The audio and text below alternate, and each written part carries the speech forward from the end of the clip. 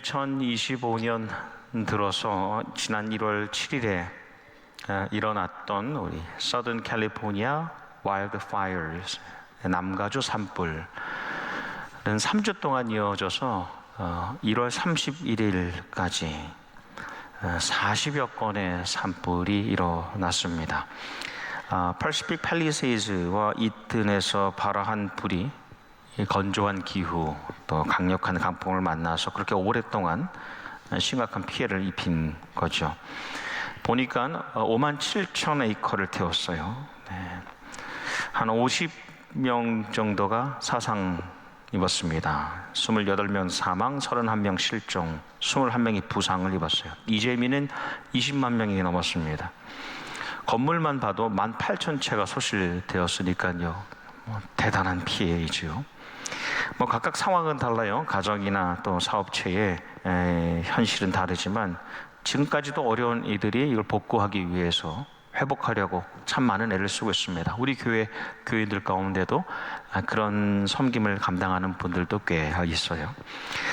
사실 세계적으로 역사적으로 이 캘리포니아 LA 근역은 산불이 잦은 곳이죠. 어떤 기록에 보니까 미국 안에서도 산불 피해가 가장 심각한 카운티들 가운데 때로는 1위가 LA 카운티였습니다. 거기에는 이 심각한 원인들이 몇 가지가 있는데 크게 둘로 나눌 수 있어요. 기후 영향, 인간 과실입니다. 기후의 영향과 인간의 과실, 이 두 가지가 합해지면 더 심각한 피해를 가져오게 되는데 이번에 있었던 LA 산불은 이 두 가지가 합해서 일어난 거라고 할 수 있어요. 먼저 이 기후의 영향을 보면 우리가 잘 아는 대로 LA 지역은 지중해성 기후이죠. 여름엔 무덥고 건조해요. 근데 겨울이 되면 온화하고 습합니다. 그게 우리가 경험해 왔던 거예요. 근데 1980년대부터 조금 변화가 일어납니다. 기온이 점점 높아지면서 20년이 지나서 2000년이 지나면서 극심한 가뭄이 일어납니다. 그전에 없었던 현상이에요.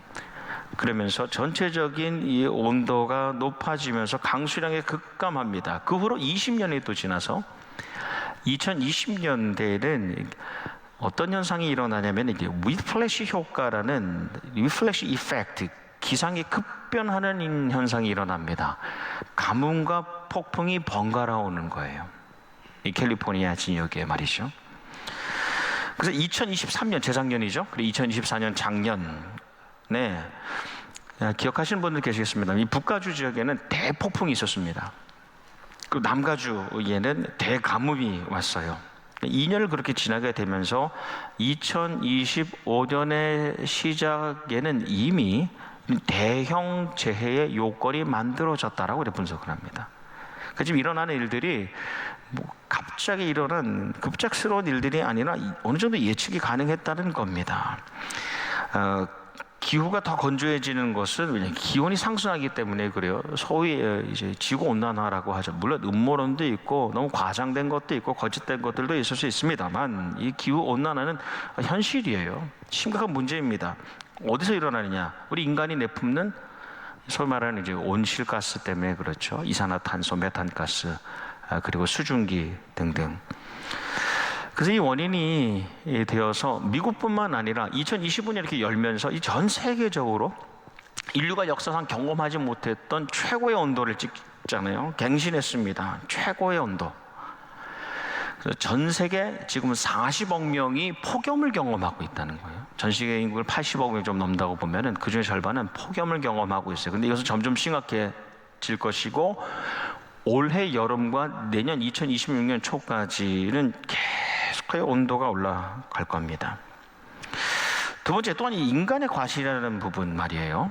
원래 우리 인간은요, 이 자연 생태계와는 어느 정도 적정한 거리를 두고 살아가게 되는데 인간이 뛰어 들어가죠. 산지를 개발하면서 산림을 침입합니다. 그렇게 당연히 산불의 가능성이 높아지는 거죠. 특별히 근래 일어나는 산불은요, 단순히 이제 천재지변 또는 천재에 해당되는 것이 아니라 우리 인간에 의해서 일어나는 인재가 많다는 겁니다. 우리가 또 보는 것처럼 LA 산불도 인가의 그 마당에서 불씨가 시작된 것을 추정하고 있잖아요. 거기에 더해서 사실 2025년도의 이 대형 재해가 전혀 예상이 안 됐던 것들이 아니에요.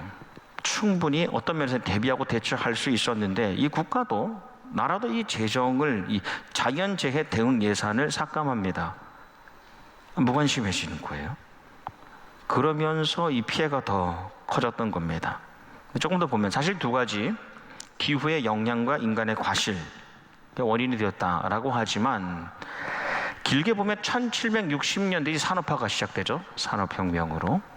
또 그리고 1970년대부터 경제 세계화가 시작되면서부터 우리 인간이 어떤 생각을 가지느냐, 이 세상의 주인을 주관하는 자가 나라는 것, 우리라는 것을 깊이 가지게 됩니다. 그러면서 아주 인위적으로 자의적으로 이 자연을 향해서 해와 악을 끼치는 일들을 시작했습니다. 길게는 300년 전부터고 짧게는 70년대부터 그랬다는 거예요. 결국 보면 지금 일어나고 있는 재해는 결국 모두 인간의 책임이라고 해도 과언은 아니다. 사실 저는 환경을 부전공했어요. 박사과정에서. 그래서 환경에 대한 관심이 많고 이 캘리포니아 LA 지역에서 일어나고 있는 기후 변화에도 제법 관심을 가지고 있습니다. 지금 들어서 더 관심을 가지게 되는 건데 우리가 이제 기후 자연환경에 대해서 관심을 가진 지는 그렇게 오래되지 않았어요. 지금부터 약 70년 전 1950년대에 어떤 일이 일어나냐, 인구가 갑자기 늘어나는 거예요. 그래서 30년 동안 25억 명이었던 인구가 50억 명이 되는 겁니다. 30년 만에 인류 역사 가운데. 그래서 1970년이 되었을 때에 이 문명과 기술이 발달하고 진보할수록 자연이 망가지고 있다는 걸 그때 깨달은 거예요. 뭔가 문제가 있다. 그래서 우리 인간이 함께 살아가고 있는, 공생하고 있는 이 생명과 환경에 고개를 돌리게 됐습니다. 관심을 가지게 됐어요. 그제서야. 그리고 유엔이 그때의 6월 5일을 세계 환경의 날로 정하게 됩니다. 그때부터 우리와 이 자연과의 관계, 우리 인간과 환경과의 관계에 대해서 고민하기 시작한 거예요. 불과 얼마 안 됐어요. 고민하고 연구하고 그것을 교육하기 시작하고 실천하게 됐습니다. 1984년에 한국교회와 한인교회가 이 6월 5일이 세계 환경의 날이니까 이 첫 번째 주일을 환경주의로 정한 겁니다. 그래서 41번째 이렇게 지켜오고 있는 거죠. 그래서 태초에 하나님께서 생명을 창조하셨는데 우리 인간에게 이 생명에 대해서는 특별히 그 생명을 잘 돌보는 직분을 맡겨주셨다는 것을 생각해 보는 겁니다. 상기하고 결단하는 주일로 보내고 있는 거예요. 그래서 이런 시간을 지나면서 40년 정도 지나면서 그 전에 있었던 잘못된 생각들, 하나님께서 우리 인간에게 더 풍족하고 번영하게 하시려고 이 모든 세상을 주셨고 우리를 정복해서 우리 유익을 위해서 그것을 다 가져가도 된다고 생각했던 잘못된 성경 이해, 왜곡된 해석이 점점 사라지고 이제는 우리가 이 하나님의 시선으로 이 생명과 환경을 바르게 볼 수 있게 되었다는 겁니다. 이게 불과 얼마 되지 않은 일이에요. 그래서 세상의 학자들은 이 환경이 파괴되는 원인 가운데에 오래된 기독교의 잘못된 성경 해석이 원인이 있다라고 지적하기도 해요. 린 화이트라는 학자는 말이죠. 근데 실제로 성경을 보면 우리가 성경을 잘못 해석했을 뿐이지 하나님께서는 우리에게 자연을 착취하고 정복하라고 말씀하시지 않습니다. 오히려 같이 살아가라고 말씀하시죠. 그런데 여러분 우리 실제 생활을 보세요. 저는 우리 나성연합교회에서 이제 9번째 만든 환경주일이에요. 9번째. 얼마큼 변화가 있느냐 말이에요. 내 자신의 삶 가운데 우리 공동체 안에요. 머리는 알아요. 근데 그게 가슴으로 오고 그 가슴에 실제적인 우리의 손과 발로 연결되냐 말이죠. 오늘 이렇게 초록 옷을 입고 오시거나 또 초록 속옷을 입으신 분들 축복합니다. 대단한 분들이세요. 1년에 한 번 있는 이 환경주일에 결단하는 마음으로 오셨는데 과연 우리가 또 집으로 돌아가서 가정에서 또 일터에서 이 머리로 알미 가슴으로 그 가슴이 손과 발로 이어질 수 있느냐 말입니다. 네. 오늘 나누는 말씀이 조금이라도 도전이 되기를 원합니다. 하나님께서 세상을 처음 창조하시죠. 창조하실 때 자연은 말씀으로 만드시죠. 말씀으로 만드세요. 그래서 하나님의 그 말씀으로 만들어졌다는 것, 스스로 발생한 것이 아니라는 거예요. 그것은 그 안에 분명한 하나님의 의도가 있다는 거죠. 하나님의 계획이 있다는 거예요. 근데 나아가서 우리 인간은 말씀으로만 만들지 않으시죠? 어떻게 하세요? 흙으로 빚으시는 거예요. 이건 더 강력한 하나님의 의지가 담겨 있는 겁니다. 하나님의 계획이 담겨 있는 거예요. 그래서 인간은 결국에는 자연으로 흙으로 돌아갈 것을 하나님이 알려주시는 거예요. 네. 그래서 자연과 인간이 결코 다름이 아니라 같이 살아가는 것, 흙에서 나온 존재, 같이 살아가는 한 공동체를 이루며 살아간다는 것을 보여주시는데, 한 가지 가장 확실한 차이가 있죠. 우리와 자연이 확실한 차이. 우리는 하나님을 닮게 지어졌어요. 이마고 데이, 이미지 오브 갓, 하나님의 형상으로 지어졌죠. 우리 한번 이렇게 인사할까요? 제가 이런 거 잘 안 하는데 한번 이렇게 인사하겠습니다. 그대는 하나님의 형상입니다. 그대는 하나님의 형상입니다. 네. 운전하며 오시다가 싸웠더라도 딱 보니까 하나님이 보이잖아요. 아니에요? 옆에 계신 분이 하나님의 모습이 보이지 않습니까? 네, 그게 하나님의 형상으로 지어졌기 때문입니다. 하나님의 형상으로 지어졌기 때문에 하나님께서 생기를, 루아흐, 영혼, 심령을 거기에 불어넣으시는 거예요. 하나님의 형상으로 지어졌기 때문에 하나님의 영이 거기에 담길 수 있는 겁니다. 유일하게 인간만. 여러분, 하나님의 형상으로 지어져서 하나님의 영이 거기에 담길 수 있기 때문에 우리는 하나님의 마음을 품고 살 수 있어요. 거기가 가슴까지예요. 조금 더 나가면 하나님의 형상으로 지어져서 하나님의 영이 임한 사람으로 하나님의 마음을 안다면 손과 발로 하나님의 뜻을 이루며 살아갈 수 있다는 거죠. 네. 그게 우리의 인간의 특권이자 의무예요. 특권이자 의무. 항상 우리에게는 특권이 있으면, privilege가 있으면 항상 거기에 따른 responsibility가 있죠. 하나님께서 우리에게 주신 거예요.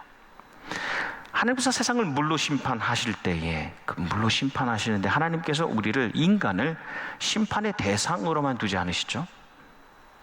심판받아야 할 피심자로, 피의자, 피고자로 두지 않으세요. 하나님께서는 이 심판의 상황에서도 우리 인간을요, 구원 사역의 동반자로 삼으시잖아요. 사역자로, 조역자로 세워주십니다. 하나님께서 누구를 세우세요? 당시 의인이라고 불린, 하나님 앞에서 의로움을 지키려고 했던 사람, 공의와 정의를 이루는 사람인 노아를 택하시고 방주를 만들게 하셔서 다른 생명이 다 멸망하지 않게 하시기 위한 구원 사역에 하나님의 뜻을 이루시는데 의인인 노아를 사용하시는 거예요. 여러분, 한 사람 한 사람 노아와 같은 사람이에요.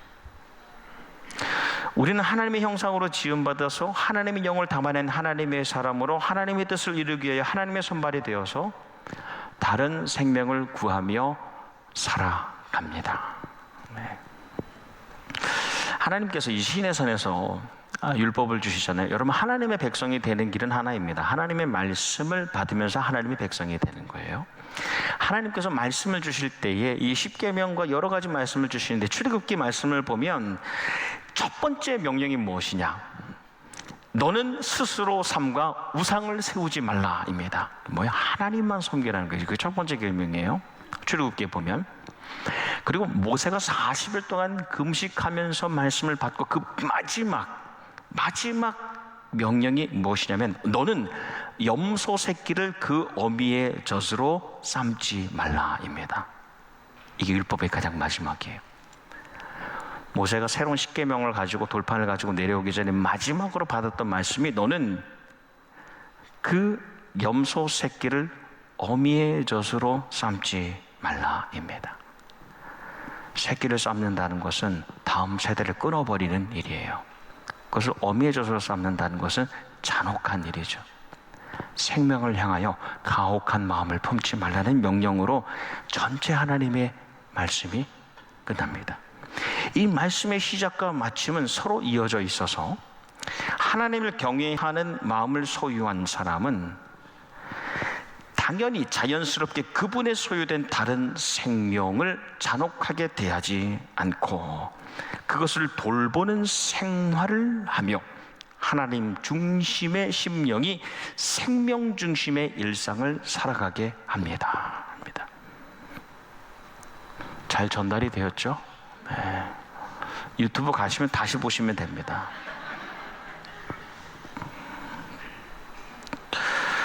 그래서 그 사람이 일상에서 생명을 어떻게 다루는가를 보면 그 사람이 하나님의 형상이 회복된 사람인가, 하나님의 영이 담긴 사람인가, 하나님의 마음을 가지고 보는 사람인가를 알 수 있어요. 반대로 다른 생명과 환경을 향하여 차가운 사람들, 매정한 사람들, 자기의 유익을 위해 도구로 쓰는 사람들은 그것의 주인 되신 하나님을 동시에 업수히 여기는 사람입니다. 그건 자기 중심, 인간 중심이에요. 하나님 중심, 생명 중심이 아니라는 겁니다.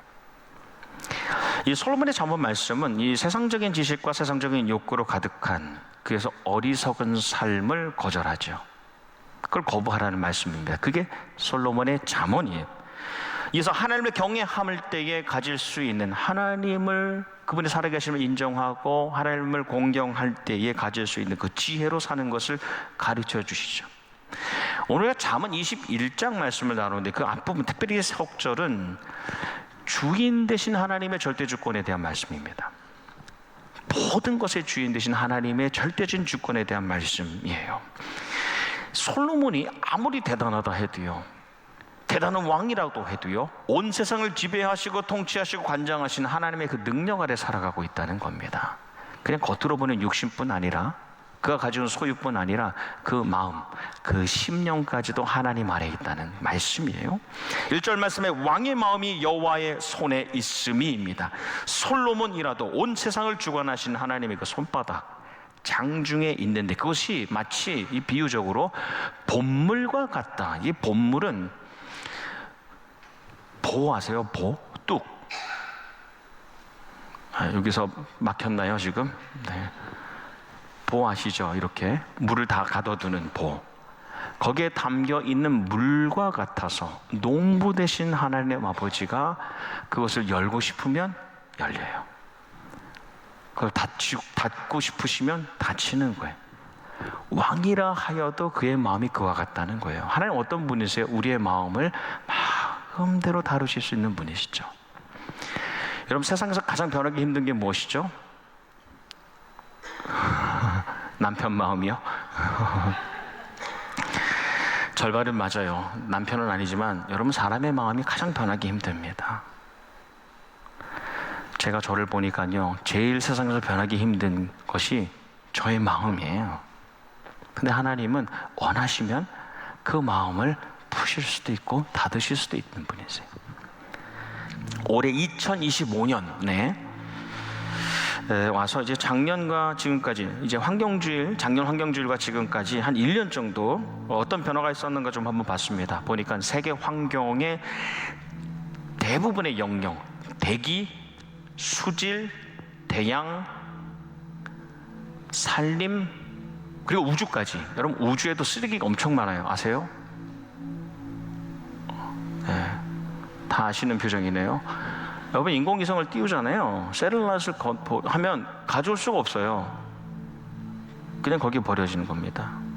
그래서 새롭게 띄어지는 우주선들이 위협을 받고 있죠. 엄청난 속도로 지나가니까. 지난 한 해 동안도 이 전 세계 환경의 전 영역에서 모든 부분이 더 악화되었습니다. 그 중에 한 예가 이 생물 멸종에 대한 겁니다. 생물 멸종, 우리가 아는 대로 어떤 생물 한 종이 이 지구에서 사라지는 거죠. 식물이든 동물이든 사라지는 현상입니다. 작년에 사라진 생물 가운데에 가는 부리도요, 들어보셨어요? 한번 찾아보세요. 네, 아주 이쁘게 생겼는데 작년 11월 말에 멸종이 선언됐습니다. 더 이상 찾을 수가 없어요. 와이오밍 두꺼비, 아마 와이오밍에 있는 두꺼비인 것 같아요. 제가 한번 찾아보니까 정말 잘생긴 두꺼비예요. 잘생긴 두꺼비. 근데 역시 야생에서는 더 이상 찾을 수가 없습니다. 올해도 47,000 종류의 생명이 멸종될 수 있다.